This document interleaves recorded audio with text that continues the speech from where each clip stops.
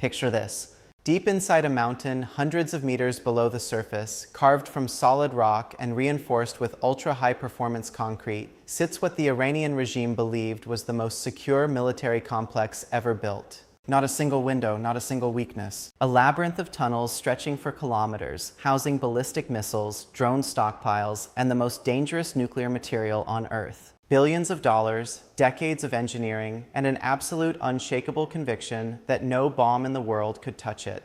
They were wrong, because on the morning of February 28, 2026, silent shadows glided through Iranian airspace undetected. And in the hours that followed, the myth of the impenetrable underground fortress, the cornerstone of Iran's entire military doctrine, was shattered forever. This is a story not just about bombs and tunnels. It is about the most consequential military operation since the invasion of Iraq, one that has already changed the strategic map of the entire Middle East. This is the full story of the operation known as Epic Fury, the fall of Iran's underground missile cities, and what it means for the future of war itself. To understand what just happened, you need to understand what Iran built and why they believed it made them untouchable. Iran's underground military strategy did not appear overnight.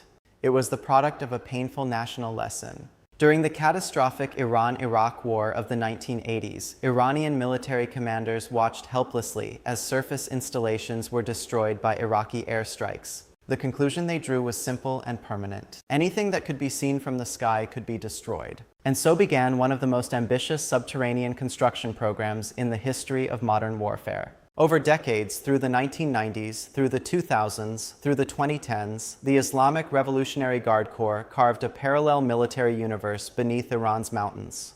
These were not simple bunkers. These were entire operational cities buried underground. The Iranians themselves called them missile cities, and they earned that name. Each facility contained not just missile storage, but launch platforms, maintenance bays, command and control infrastructure, fuel depots, personnel quarters, and full communications networks. Some complexes extended for kilometers through the rock. The engineering was extraordinary by any standard. Tunnels were designed to reach depths of 80 to 100 meters below ground. They were reinforced with concrete rated to absorb massive blast overpressure. Critically, the architects introduced horizontal offsets every 50 meters, meaning that even if an explosion occurred at one point, the blast energy would be deflected rather than transmitted down the tunnel. Entrances were designed in triangular configurations, specifically to avoid radar detection from above. They were hidden in the steepest, most inaccessible folds of mountain slopes, designed to blend invisibly into the natural terrain. Even high-resolution satellite imagery struggled to identify them clearly. At the crown of this underground empire sat the nuclear program. One enrichment facility built directly into a mountain was the regime's crown jewel, buried an estimated 80 meters into solid rock. It housed over 1,000 uranium enrichment centrifuges. Another site, Iran's largest nuclear facility, contained two massive underground halls capable of holding up to 50,000 centrifuges. And elsewhere, Iran had stored what the International Atomic Energy Agency later confirmed to be its most dangerous material, stockpiles of uranium enriched to 60% purity. The agency, in a confidential report circulated to member states on February 27, 2026, warned of a total loss of continuity of knowledge over all previously declared nuclear material at affected facilities. In plain terms, the world's nuclear watchdog had lost track of where Iran's most dangerous materials were located. Here is the picture as it stood. Iran possessed, according to agency data available prior to February 28, approximately 2,595 kilograms of uranium enriched to 5%, 840 kilograms enriched to 20%, and a critical stockpile of 440.9 kilograms, enriched to 60% purity. That 60% level is the one that keeps Western intelligence analysts awake at night. It has no credible civilian application. It is the most technically difficult step toward weapons-grade material. And in May of 2025, the U.S. Defense Intelligence Agency assessed that Iran could have produced sufficient fissile material for a nuclear weapon in probably less than 1 week. Less than 1 week? That assessment alone, more than any single provocation, drove the chain of events that led to February 28th. What happened on February 28, 2026, was months in the making. Understanding the full picture requires going back slightly to June of 2025. That summer, one Allied nation launched what it called Operation Roaring Lion, the most expansive combat sortie in its Air Force history. Approximately 200 fighter jets struck 500 military targets across western and central Iran in 24 hours, using over 1,200 bombs. The strikes targeted air defense networks, ballistic missile launch sites, nuclear scientists, and senior military commanders. Among the confirmed kills were the former head of Iran's Atomic Energy Organization and his former deputy. Over a dozen top nuclear scientists were eliminated in those initial days. And critically, on June 21st of 2025, the United States joined the campaign. The American president announced what was called Operation Midnight Hammer, the largest heavy bomber operational strike in American history. Several stealth bombers took off from a base in the American heartland. Each aircraft carried 2 weapons. Those weapons were the most powerful conventional bomb ever dropped in anger. Each one weighs 30,000 pounds. Each one can penetrate over 60 meters of reinforced concrete before detonating. In total, 14 of these bombs fell on key nuclear sites. Cruise missiles struck another nuclear technology center. The president declared the sites completely and totally obliterated. Iranian officials maintained the underground complex had not suffered irreversible damage. The truth, as always, sat somewhere in between, and it would take months to understand how much damage had actually been done. The ceasefire that followed the June 2025 war brought relative quiet, but it did not bring resolution because Iran, despite the devastation, had preserved a critical card. According to reporting by a major American newspaper in March of 2026, the U.S. intelligence community assessed that Iran could still access its stockpile of 60% enriched uranium through a small opening left by the strikes. Around 200 kilograms, according to the head of the International Atomic Agency, and 200 kilograms of 60% enriched material, if further enriched to 90% weapons grade, would be enough for approximately 5 nuclear bombs. Iran had also spent the months following the June war doing something critical, rebuilding and hardening. Satellite imagery tracked the reconstruction. One facility at a major military complex, a site with a documented history tied to nuclear weapons development under an earlier plan in the early 2000s, was observed being encased in a new concrete sarcophagus, then covered with layers of soil and sand. A respected institute for science and international security, which had monitored the site closely, described the new construction as specifically designed to be more resistant to bunker-buster munitions. Iran was not surrendering. Iran was adapting. At the State of the Union address on February 24, 2026, the American president declared publicly that Iran had restarted its nuclear program and was developing missiles capable of striking the United States. Days later, a new agency report confirmed Iran had stored highly enriched uranium in an underground facility that had survived the June 2025 strikes undamaged. The clock was running down, and it ran out on February 28th. Operation Epic Fury began in the early hours of that morning. The opening salvo of the U.S. component was devastating and surgical simultaneously. The first aircraft in Iranian airspace were heavy stealth bombers. These machines are the apex predators of long-range strike aviation. They cruise at altitudes above 50,000 feet, fly over 6,000 nautical miles without refueling, and carry the most advanced stealth technology ever fielded operationally. Iran's much-publicized air defense network, supplemented by Russian systems, detected nothing. No radar return, no warning, no time to respond. The bombers came loaded with bunker busters for the nuclear facilities and 2,000-pound precision-guided bombs for hardened ballistic missile sites. As military commanders confirmed to journalists the following morning, no nation should ever doubt America's resolve. Simultaneously, the Allied operation launched its second major phase. The Allied Air Force mobilized over 200 fighter jets in what military officials described as having attained tactical surprise through months of planning. They attacked during the morning hours deliberately because most previous strikes on Iran had come at night. The element of surprise was total. In the first 72 hours, a total of 1,700 strategic targets were struck with pinpoint accuracy. Exactly half of those targets were underground facilities. By March 12th, a senior U.S. commander stated publicly that American and Allied forces had engaged more than 5,500 discrete targets across Iran, including over 60 Iranian naval vessels. The tempo of operations was unlike anything the modern Middle East had witnessed.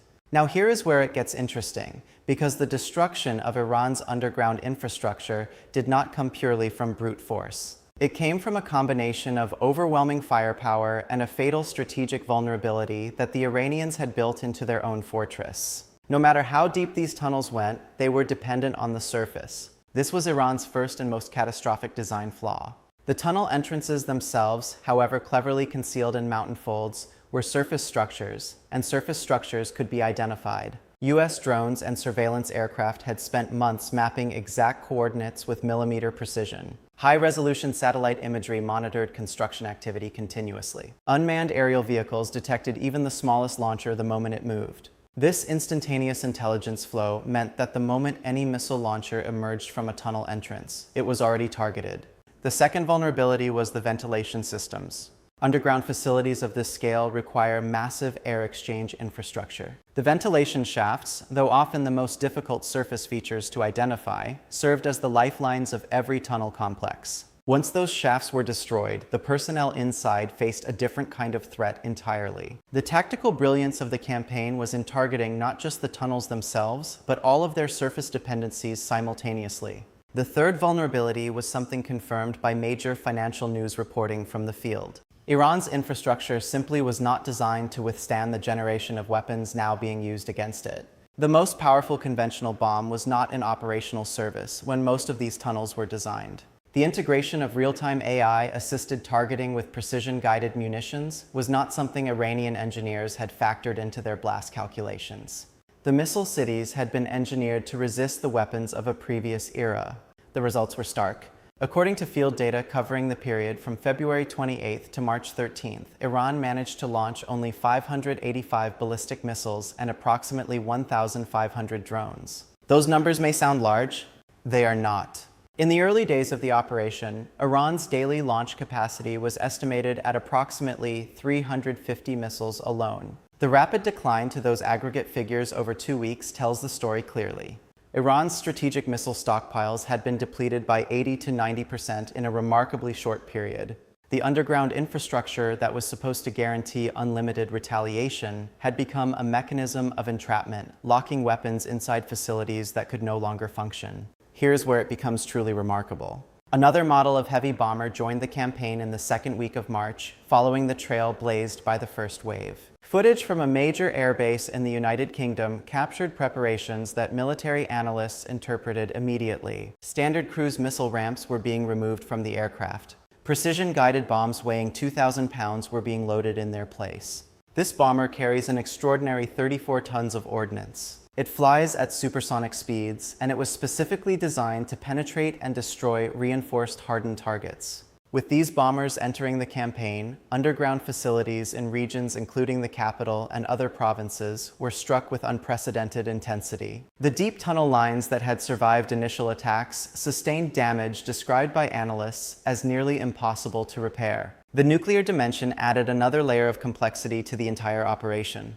The facility at the major military complex, the site Iran had spent months reinforcing with its concrete sarcophagus, was struck on March 11th and 12th. Allied military forces publicly confirmed hitting what they described as a compound used to advance nuclear weapons capabilities, specifically the site associated with the earlier plan and the development of high explosive components for a nuclear device. Satellite imagery from a private company showed 3 large, precise impact points directly over the main suspected high-explosive test chamber. The Institute for Science and International Security confirmed the bombs had penetrated the concrete encasing into the interior, with blast evidence showing the main detonation had occurred from inside outward. The concrete sarcophagus had failed. Whether the strikes fully eliminated the nuclear threat is a more complicated question, and this is where intellectual honesty demands we engage with the full picture. According to a Congressional Research Service analysis published in early March, the International Atomic Energy Agency reported no damage to facilities containing nuclear material as of March 4th based on satellite imagery. Though some damage to entrances at the largest enrichment facility was confirmed, the agency's inspectors had been withdrawn from Iran in June 2025 following the earlier strikes and had not been able to inspect any of the attacked facilities since. This means the full picture of nuclear damage remains partially classified and partially simply unknown. An Arms Control Association assessed that around 200 kilograms of 60% enriched uranium remained accessible at one site through a small opening. US intelligence confirmed it was monitoring the site with high confidence.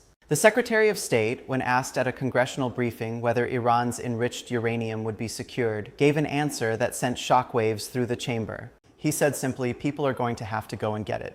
According to major news reporting in early March, the administration was actively considering two options: sending special operations units into Iran to remove the material entirely, or inserting nuclear experts to dilute it on site. An allied defense official confirmed that the president and his team were seriously evaluating special operations missions into Iran. A senior U.S. official offered context. Boots on the ground for this administration is not the same as what it means for the media. Small special ops raids, not a big force going in. This question, what happens to the enriched uranium, is the central unresolved strategic issue of the entire conflict. But let us zoom out to understand the full geopolitical implications. Because the collapse of Iran's underground missile cities is not merely a local military story. It is a civilizational rupture for the strategy the Tehran regime has pursued for 4 decades. These tunnels were not just protecting Iran. They were the main supply and command center for what Tehran called its axis of resistance, the network of proxy forces stretching from Yemen to Lebanon, from Iraq to Syria, that Tehran deployed as a form of strategic depth. The Houthis in Yemen, Hezbollah in Lebanon, Iraqi militias, all of these groups depended fundamentally on the flow of Iranian missiles and drones. That flow came through the underground infrastructure. Now that infrastructure has been largely destroyed. The regional consequences are already becoming visible. As one encyclopedia summary of the conflict notes, Iranian attacks had targeted oil infrastructure, including vessels in the strait through which roughly 20% of the world's oil supply transits. Disruptions to that flow triggered fuel shortages and rationing in parts of Asia and a sharp rise in global oil prices. By late March, officials were reportedly suggesting that Houthi forces in Yemen might push to block another key strait, adding further strain to global shipping routes. But whether the Houthis, who reached a ceasefire with the United States over Red Sea shipping in 2025, were willing to invite another direct U.S. military response, remained deeply unclear. Meanwhile, the ripple effects of the campaign have extended beyond the Middle East in ways that will define the next decade of global security policy. China watched the destruction of Iran's underground facilities with genuine alarm. Following the strikes, a major Asian newspaper reported that Chinese energy and defense analysts published a proposal in a scientific bulletin calling for an extensive network of underground infrastructure across Western China to protect strategic assets. A chief technical expert at a state-owned corporation argued that critical facilities, including hydropower hubs and oil fields, should be embedded deep underground. An Asian news outlet described this as U.S. bunker buster hits on Iran, driving China deeper underground. The demonstration that the most powerful conventional bombs could destroy facilities buried in solid rock at depths previously considered safe had sent a message that Beijing received clearly. But China's concern extends beyond infrastructure protection. Chinese state media expressed deep unease at the operation's demonstration of America's ability to conduct undetected long-range precision strikes against hardened underground targets without any effective warning or intercept. The heavy stealth bomber had effectively ghosted through some of the most heavily contested airspace in the world and delivered its payload with perfect precision. For China's military planners, that is not a tactical lesson. It is a strategic shock.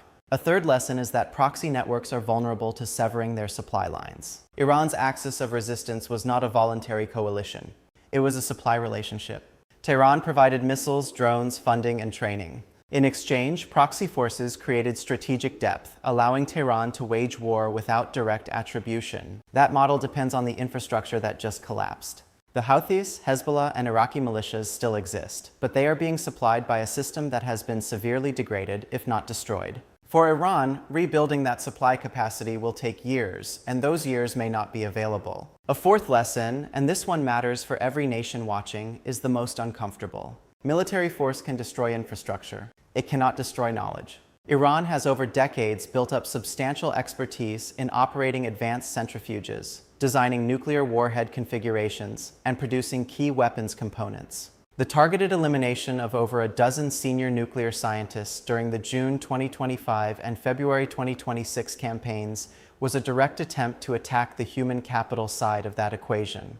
But Iran's academic and scientific base is deep. One respected Institute for National Security Studies assessed clearly that Iran possesses highly capable human capital and an advanced academic system, and will undoubtedly be able to replenish this knowledge over time. This is why the question the Secretary of State left hanging in the congressional briefing room, people are going to have to go and get it, is so critical. Getting the material, or destroying it, or verifiably diluting it is the only way to prevent a nuclear breakout that does not depend on the infrastructure already destroyed. And getting it will require either a diplomatic framework Iran agrees to or a ground operation into one of the world's most actively contested military environments. As of March 21, 2026, the operation was still ongoing. Military commanders confirmed that U.S. heavy bombers had deployed bunker busters against a subterranean nuclear facility again. As of that date, Allied forces had engaged over 7,000 discrete targets across Iran. The air campaign had shifted in character, transitioning from reliance on expensive long-range standoff cruise missiles to direct stand-in engagements using cost-effective precision-guided bombs dropped by multiple types of fighter aircraft operating directly in Iranian airspace. The shift in economics alone signals something important. The United States had degraded Iranian air defenses to the point where its most capable aircraft could operate over Iran with manageable risk. That is a profound achievement. It is also a profound warning to every other nation that has staked its security on anti-access area denial systems. Tehran's position today is the bleakest it has been since the founding of the Islamic Republic. Its air defenses are degraded. Its ballistic missile stockpile is 80 to 90% depleted. Its nuclear infrastructure is severely damaged, though not certainly eliminated. Its proxy supply lines are severed or severely constrained. Its currency was already in free fall from new international sanctions imposed in September 2025. The popular protests that erupted in December 2025 and January 2026, the largest since the 1979 revolution, were drowned in blood but not extinguished in spirit. And above it all, the United States and its allies maintain near total air superiority over Iranian skies. The question is not whether Iran has been weakened. It has been weakened catastrophically. The question is what comes next? The argument from Washington is coherent on its own terms. An Iran whose military capacity to project regional power has been neutralized, whose axis of resistance has been starved of supply, is a more manageable strategic problem than a nuclear-armed Iran capable of threatening both U.S. regional assets and allied population centers.